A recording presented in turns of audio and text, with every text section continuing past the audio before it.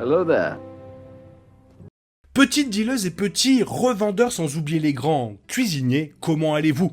Oui, je sais, encore une vidéo sur l'univers Breaking Bad, j'aime trop ça, c'est la vie. Bref, revenons sur Better Call Saul qui change la façon dont vous voyez Breaking Bad de 10 grandes façons et je vous en parle dès maintenant et juste après que vous m'apportiez votre soutien avec des likes et des commentaires. Let's go!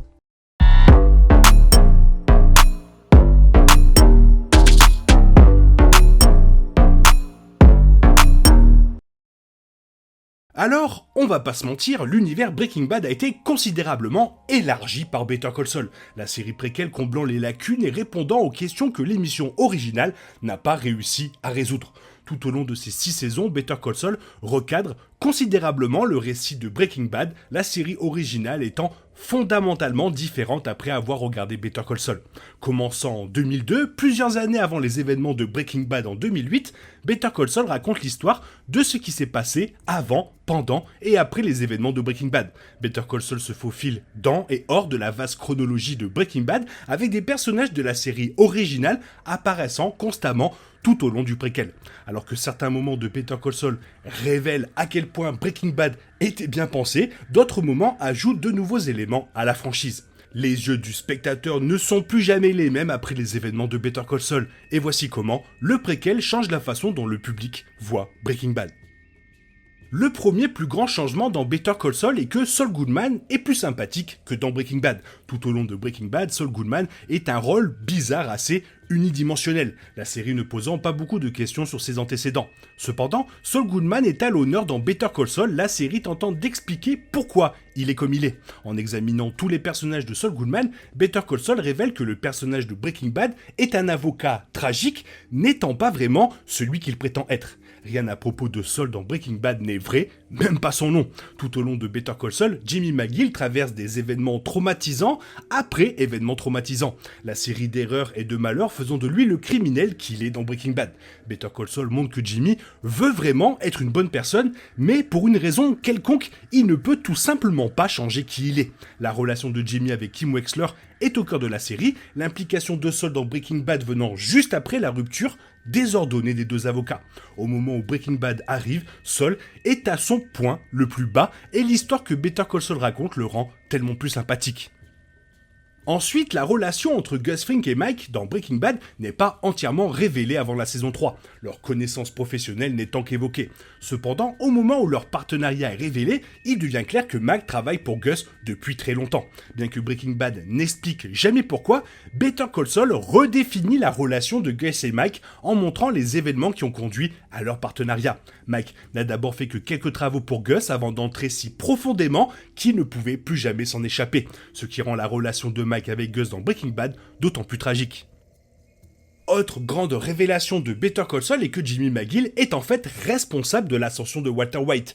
Les actions de Jimmy dans Better Call Saul conduisent directement à l'affaiblissement de la famille criminelle d'Hector Salamanca, créant le vide de pouvoir qui permet l'ascension de Walter White. En plus de cela, la relation de Saul avec Mike et des Salamanca l'amène à recommander à Walt de rencontrer Gus dans Breaking Bad saison 2, ce qui aboutira plus tard à leur partenariat avec la drogue.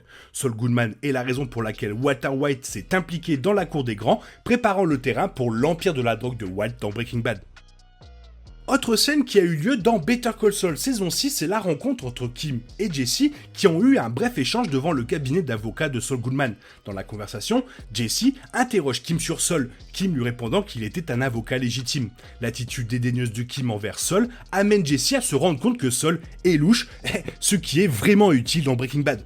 Et cette scène entre Kim et Jesse se situe dans Breaking Bad saison 2 lorsque Jesse recommande Saul à Walt en raison de sa connaissance de la criminalité de Saul, quelque chose qu'il ne saurait pas s'il n'y avait pas eu la brouille entre Saul Goodman et Kim Wexler. Autre point et non des moindres, la majorité de l'histoire de la seconde moitié de Better Call Saul concerne le temps passé par Saul à traiter avec Lalo Salamanca.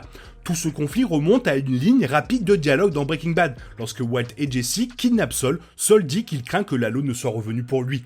Bien que ce commentaire soit un peu non séquentiel, Better Call Saul explique la trame de fond de ce conflit, expliquant parfaitement pourquoi Saul avait aussi peur de Lalo dans Breaking Bad. Continuons lorsque Howard Hamlin meurt dans Better Call Saul. Son corps sans vie est jeté sous le Super Lab que Gus Fring est en train de construire. Ce Super Lab est un cadre majeur pour Breaking Bad avec les événements de Better Call Saul, ce qui signifie que Walt et Jesse marchent juste au-dessus des cadavres de Howard et de Lalo alors qu'ils se trouvent dans le Super Lab. Howard est l'un des seuls personnages moralement bons de Better Call Saul et cette révélation rend chaque scène qui se déroule dans le Super Lab encore plus sombre et plus tragique. Autre point et non des moindres, Hector Salamanca est en fait celui qui tue Gus Fring dans Breaking Bad, la bombe attachée à son fauteuil roulant explosant pour mettre fin à leur de vie.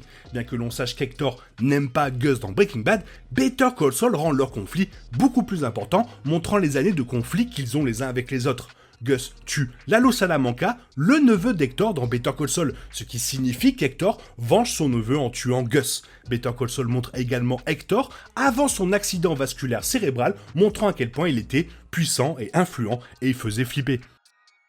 Autre point ultra important, c'est bien que l'ami de Jesse Pinkman, Skinny Pete, n'apparaisse pas dans Better Call Saul, la série explique en fait pourquoi il est le catalyseur de Breaking Bad.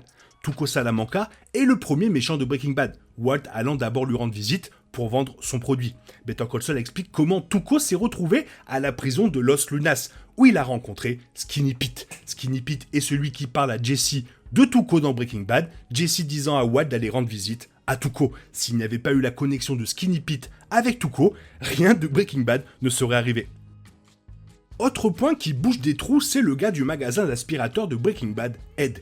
Il dirige une opération qui permet à Walter White de s'échapper d'Albuquerque et de déménager en Alaska sous une identité différente. Saul connaît le processus d'Ed dans Breaking Bad, mais le lien entre les deux n'est jamais entièrement expliqué jusqu'à Better Call Saul, dans le préquel, Saul trouve une carte d'Ed dans le petit carnet du docteur Caldera, révélant enfin comment Saul a découvert l'opération. Ed est l'un des grands mystères de Breaking Bad et Better Call Saul le dévoile complètement. Et pour finir, bien que l'arc de Walt se termine dans le final de Breaking Bad, Better Call Saul révèle que l'histoire est loin d'être terminée. Better Call Saul est entrecoupé de scènes de Saul dans le futur, vivant sous le nom de Gene Takavik. Les derniers épisodes de Better Call Saul se déroulant pleinement dans la chronologie post-Breaking Bad, Gene Takavik ayant découvert sa véritable identité et Saul Goodman allant en prison. La mort de Walt est peut-être la fin de son implication dans l'univers, mais Better Call Saul prouve qu'il reste encore beaucoup d'histoires dans l'univers de Breaking Bad. Et du coup, on peut vraiment parler d'une embellie. Oui, Better Call Saul a rendu Breaking Bad meilleur de ce qu'il était, et il était déjà très bon, donc merci Better Call Saul. Toi, qu'est-ce que tu en penses? Fais-moi part de ton avis dans la zone commentaire, et il est temps pour toi, sinon, de reprendre le cours normal de ta vie, et on se retrouve demain pour une nouvelle vidéo. Bisous bisous, bye bye.